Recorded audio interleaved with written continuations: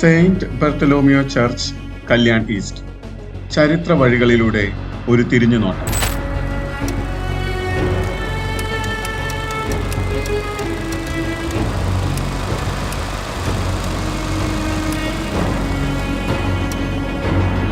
കാപട്യമില്ലാത്ത ഇസ്രായേൽക്കാരൻ എന്നറിയപ്പെടുന്ന വിശുദ്ധ ബർത്തലോമിയായുടെ നാമത്തിലുള്ള ഈ ദേവാലയത്തിന്റെ നാമകരണം 1988 ഓഗസ്റ്റ് മാസം 24-ാം തീയതി കല്യാൺ രൂപതയുടെ പ്രഥമ മെത്രാൻ ബഹുമാനപ്പെട്ട പോൾ ചിറ്റിലപ്പള്ളി പിതാവ് നിർവഹിച്ചു.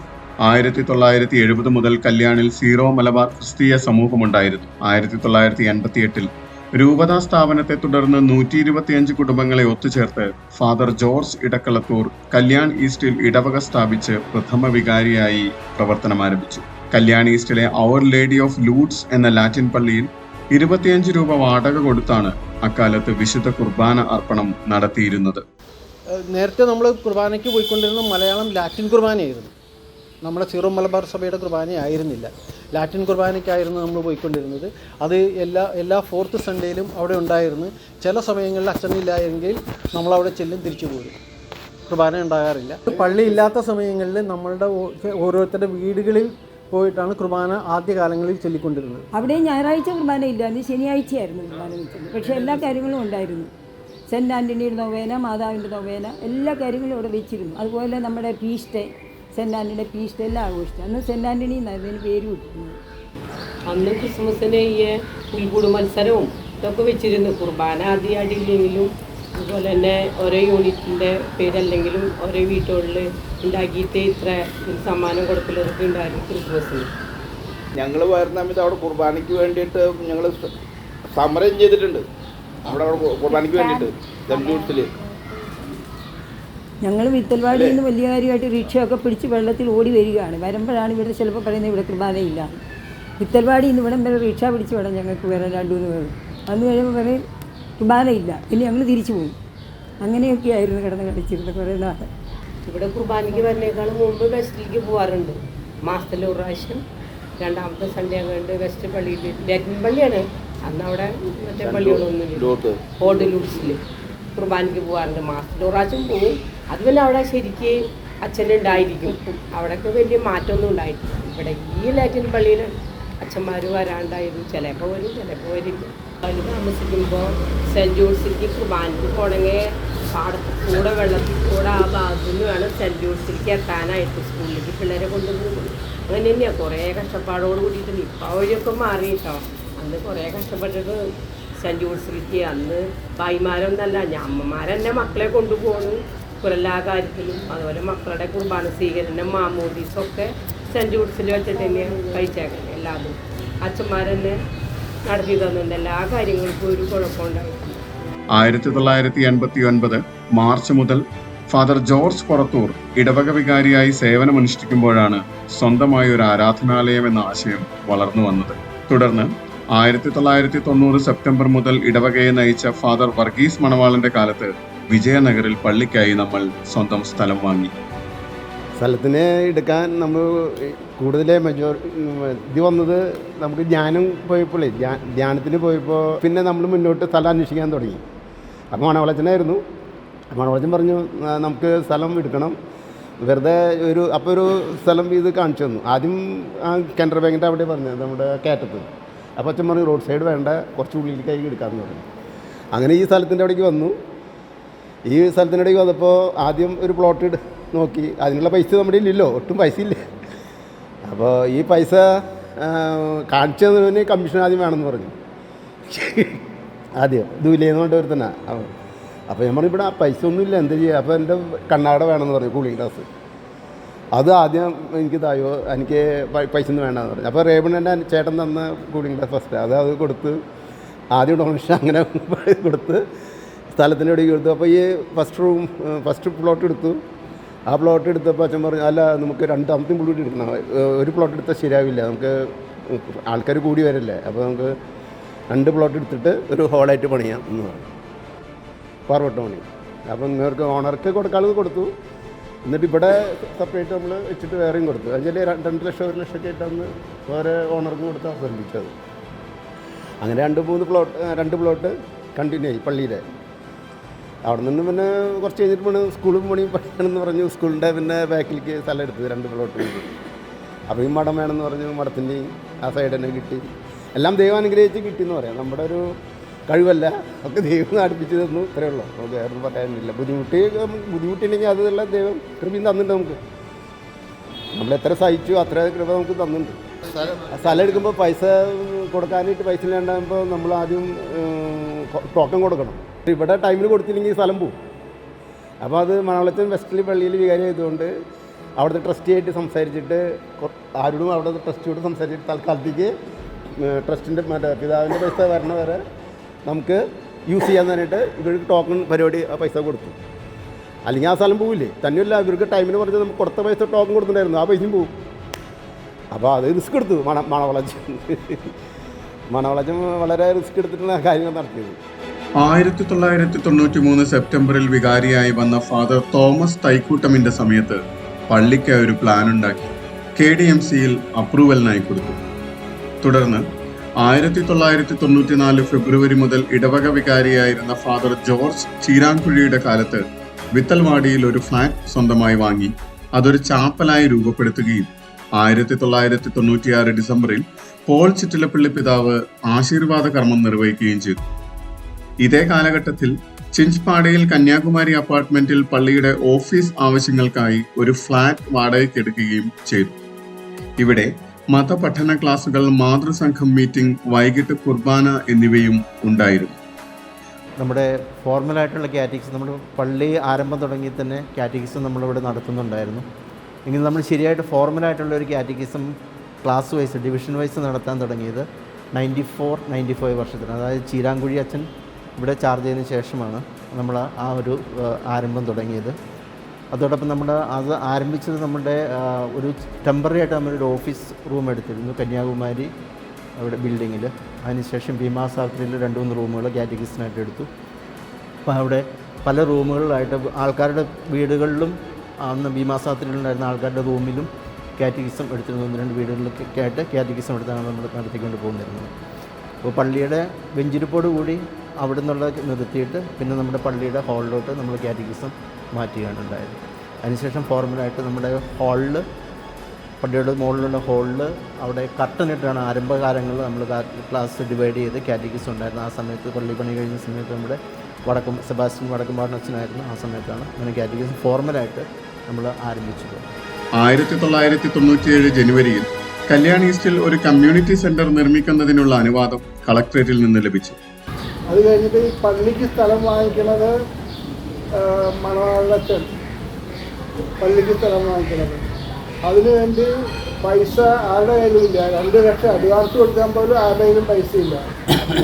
അത് കഴിഞ്ഞ് സൺഡേ കളക്ഷനും ക്രിസ്മസ് കളക്ഷനും എല്ലാം കൂടി ക്രിസ്മസ് കുർബാനയുടെ കളക്ഷനും എല്ലാം കൂടി കൊണ്ടുകൊടുത്തത് അവർക്ക്.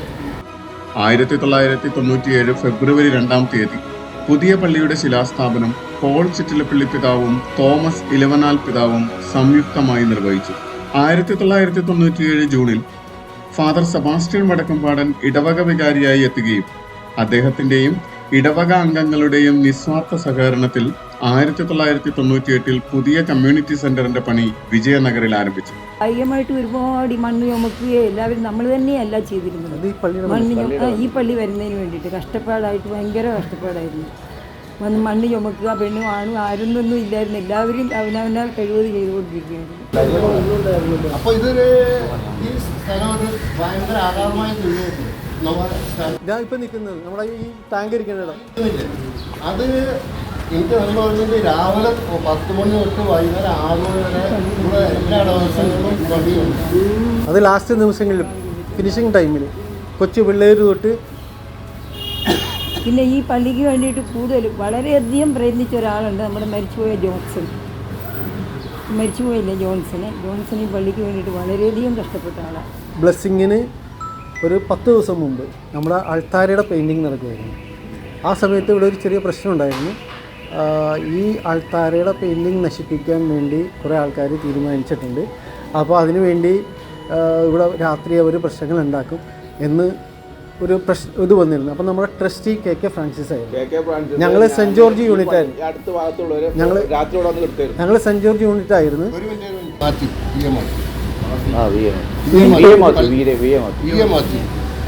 എനിക്ക് നല്ല ഓർമ്മ കുഞ്ഞമ്മച്ച് നല്ല കുഞ്ഞമ്മച്ച് കമ്മിറ്റി ആ ലാസ്റ്റ് മീറ്റിംഗ് നമ്മൾ ഇവിടുത്തെ ഈ പൊക്കത്തൊരു വീടില്ലേ കന്യാകുമാരിയിൽ വെച്ചിട്ടുള്ള ലാസ്റ്റ് മീറ്റിംഗ് ഉണ്ടായിരുന്നു. അന്ന് കുഞ്ഞമ്മച്ച് ഉണ്ടായിരുന്നു. എനിക്ക് നല്ല അറിവുണ്ട്. VM മാത്യു, മരിച്ച ജെയിംസാണ്, ഇവരായിരുന്നു.